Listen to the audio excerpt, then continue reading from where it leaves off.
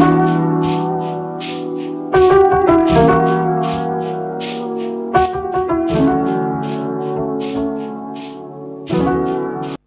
Friends, welcome to पास करो test.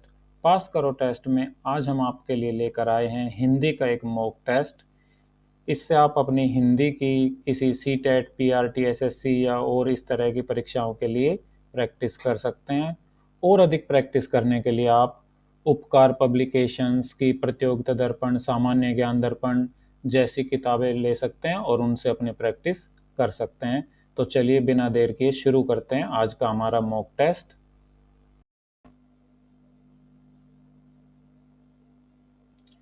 तो चलिए करते हैं स्टार्ट आज की अपनी हिंदी की प्रैक्टिस। पहला क्वेश्चन है, रात में विचरण करने वाले प्राणी को कहा जाता है? ए निशाकर, बी बनचर, सी तमचोर या डी निशाचर। तो इस क्वेश्चन का सही उत्तर है ऑप्शन डी निशाचर। अगला क्वेश्चन, जो खाने योग्य न हो। ए अखाद्य, बी पथ्य, सी अपाच्य या डी अलभ्य। आपने सुना होगा खाद्य पदार्थ यानी कि खाने योग्य पदार्थ, और उसका विपरीत हो गया अखाद्य पदार्थ यानी कि ऑप्शन ए। ऑप्शन ए इसका सही आंसर हो जाएगा। नेक्स्ट क्वेश्चन पर चलते हैं। जिसके पास घर ना हो। ए ग्रही, बी अनिकेत, सी अभिषेक या डी अकिंचन। और इसका सही ऑप्शन हो जाएगा ऑप्शन बी अनिकेत। अनिकेत का अर्थ है निकेतन रहित, अर्थात ग्रह विहीन। निकेत मतलब घर और अनिकेत मतलब जिसके पास घर ना हो। नेक्स्ट क्वेश्चन, इनमें से कौन सा शब्द गुस्से का समानार्थी नहीं है? क्रोध, अमर्ष, अपकर्ष, रोष। इसमें से क्रोध तो आपने सुना होगा और पक्का पता होगा कि गुस्से का समानार्थी है क्रोध। बी अमर्ष, सी अपकर्ष, डी रोष। इनमें से कौन सा गुस्से का समानार्थी नहीं है, यानी कि किसका अर्थ गुस्सा नहीं है, हमें वो ऑप्शन ढूंढना है।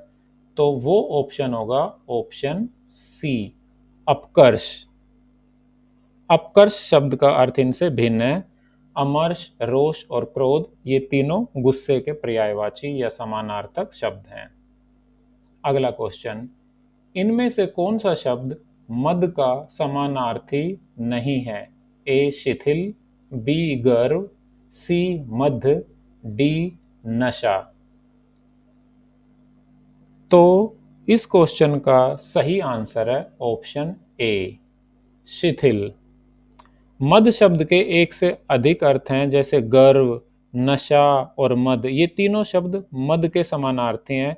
शिथिल, शिथिल का मतलब होता है जैसे सुस्त, ढीला, निढाल, ये इनसे अलग हो गया बाकी से, तो ये मद का समानार्थी शब्द नहीं है। नेक्स्ट क्वेश्चन छठा, जिन भाववाचक संज्ञाओं के अंत में हट होता है उनका लिंग होता है? ए पुल्लिंग, बी स्त्रीलिंग, सी नपुंसकलिंग या डी उभयलिंग। तो इसका सही ऑप्शन हो जाएगा बी स्त्रीलिंग।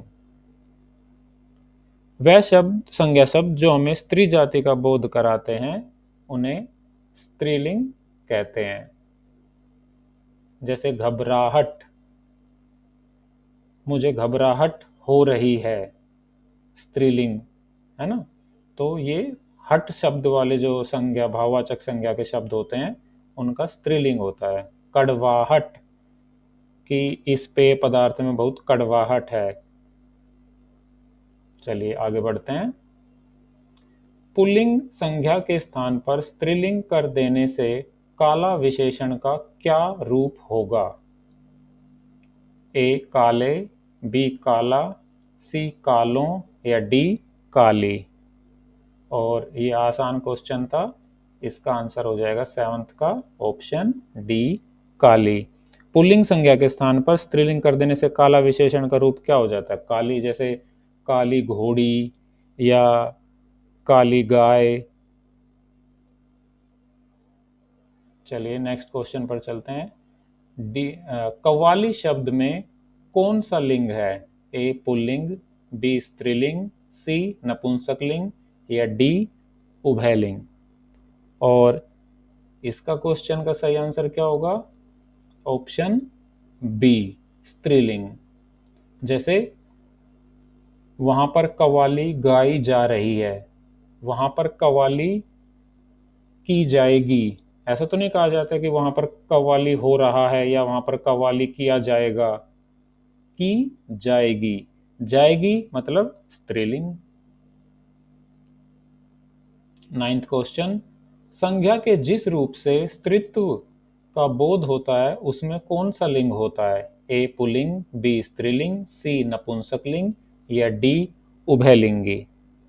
तो ये भी इसका ऑप्शन ये आसान ही है कि बी इसका सही आंसर होगा। और संज्ञा के जिस रूप से स्त्रीत्व का बोध होता है वो स्त्रीलिंग होता है।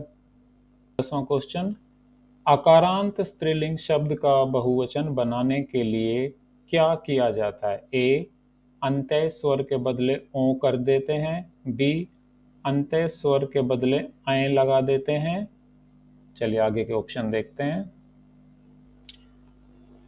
ऑप्शन सी अंत्य स्वर के बदले ए कर देते हैं या डी अंत्य स्वर के बदले आए कर देते हैं।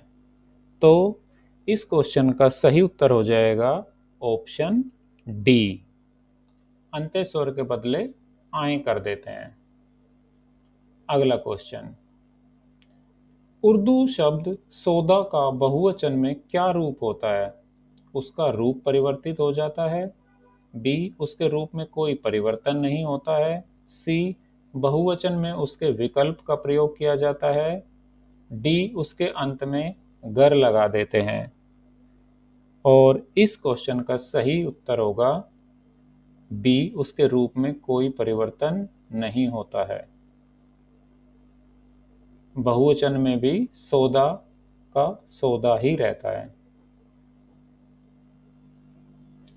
अगला क्वेश्चन 12वां, हिंदी में मैं का बहुवचन है हम दोनों, हम सब या हम लोग। और आसान क्वेश्चन है, हिंदी में मैं का बहुवचन होता है हम।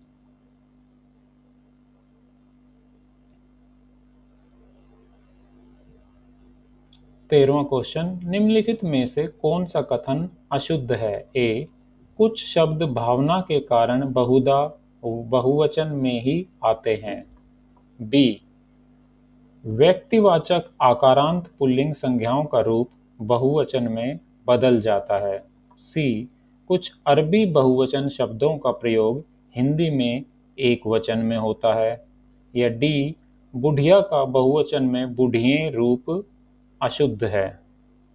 तो इनमें से हमें ढूंढना है कि कौन सा कथन अशुद्ध है, कौन सा कथन गलत है।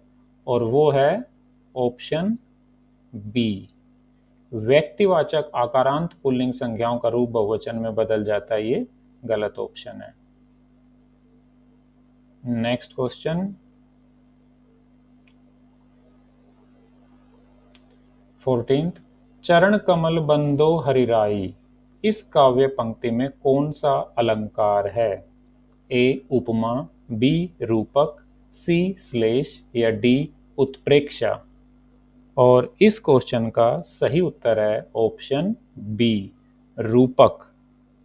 जहां पर उपमेय और उपमान में कोई अंतर न दिखाई दे वहां रूपक अलंकार होता है। चरण कमल, चरण क्या होते हैं? पैर, कमल क्या होता है? एक पुष्प होता है। तो चरण कमल, अब यहाँ पर उपमेय और उपमान में कोई अंतर नहीं दिखाई दे रहा, तो ये रूपक अलंकार हो गया। 15th क्वेश्चन,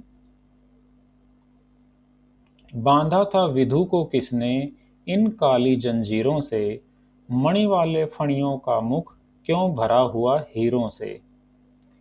इन काव्य पंक्तियों में कौन सा अलंकार है? ए अनुप्रास, बी श्लेष सी यमक, डी अतिशयोक्ति। और यहाँ पर जो इसका आंसर होगा, जैसे बांधा था विदु को किसने, इन काली जंजीरों से, मणि वाले फणियों का मुख क्यों भरा हुआ हीरों से। बात को बहुत बढ़ा चढ़ा कर पेश किया गया है, यानी कि अतिशयोक्ति की गई है। और सही आंसर हो जाएगा अतिशयोक्ति अलंकार। जब किसी वस्तु का बड़ा चढ़ाकर वर्णन किया जाता है तो अतिशयोक्ति अलंकार होता है।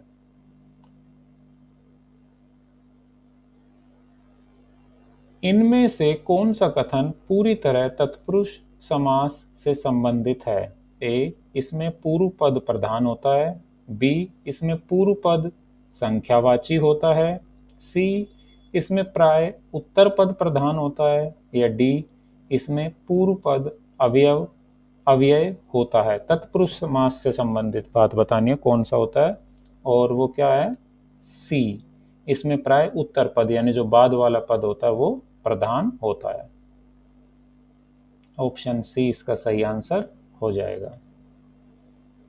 17वां प्रश्न, जिस सामासिक शब्द में पूर्व पद और उत्तर पद गौण होते हैं और कोई तीसरा पद प्रधान होता है, वहां कौन सा समास होता है। ए, बहुव्रीहि, बी, कर्मधारय, सी, तत्पुरुष, या डी, द्वंद्व।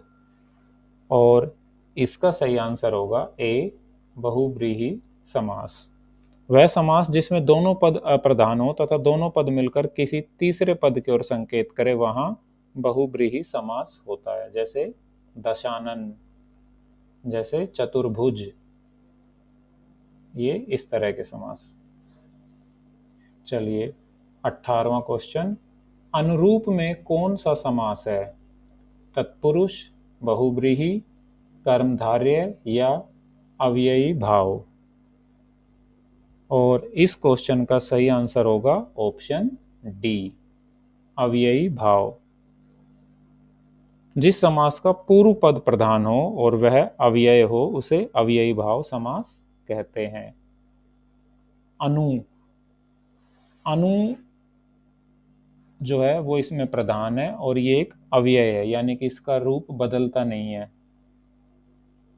तो 18th का आंसर हो गया ऑप्शन डी। 19th, यथोचित का सही संधि विच्छेद है। ए, यथो जमा उचित, बी, यथा जमा उ जमा चित, सी, यथा जमा उचित, या डी, यथा ओचित। यथोचित ये आपने काफी बार सुना होगा, ये शब्द प्रयोग भी करते हैं। तो इसका सही ऑप्शन होगा सी, यथा जमा उचित। यहाँ पर स्वर संधि है, यथा में आ है यहाँ पर पीछे और यहाँ पर उ है।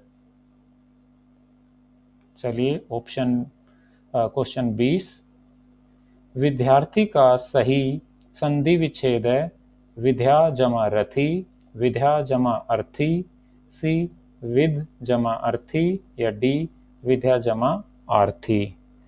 विद्यार्थी, हम सब विद्यार्थी हैं, चाहे हम स्कूल में पढ़ें ना पढ़ें, जीवन पर्यंत हम कुछ ना कुछ सीखते रहते हैं। हमें जीवन भर अपने आप को विद्यार्थी मानना चाहिए। तो विद्यार्थी के बारे में जानकारी आई है कि विद्यार्थी में कौन सा संधि विच्छेद है, और वो है ऑप्शन बी, विद्या जमा अर्थी। तो इस तरह से आज हमने ये 20 क्वेश्चंस अटेम्प्ट करके देखे हिंदी के। हिंदी हमारी भाषा है, मातृभाषा है, इसके बारे में हमें अच्छे से जानकारी होनी चाहिए। और हिंदी में इसी तरह के क्वेश्चन समास से संबंधित, अलंकार से संबंधित कॉम्पिटिशन्स में आते हैं, हमें इनके बारे में जानकारी होनी चाहिए। तो आज का ये वीडियो आपने देखा, आपने इसके साथ अपने आंसर्स भी नोटबुक में लिखे होंगे और उनको टैली किया होगा। आई होप कि आपका बहुत अच्छा स्कोर रहा होगा। हम पास करो टेस्ट पर आपके लिए इसी तरह के जानकारी से भरे वीडियो लेकर आते रहते हैं।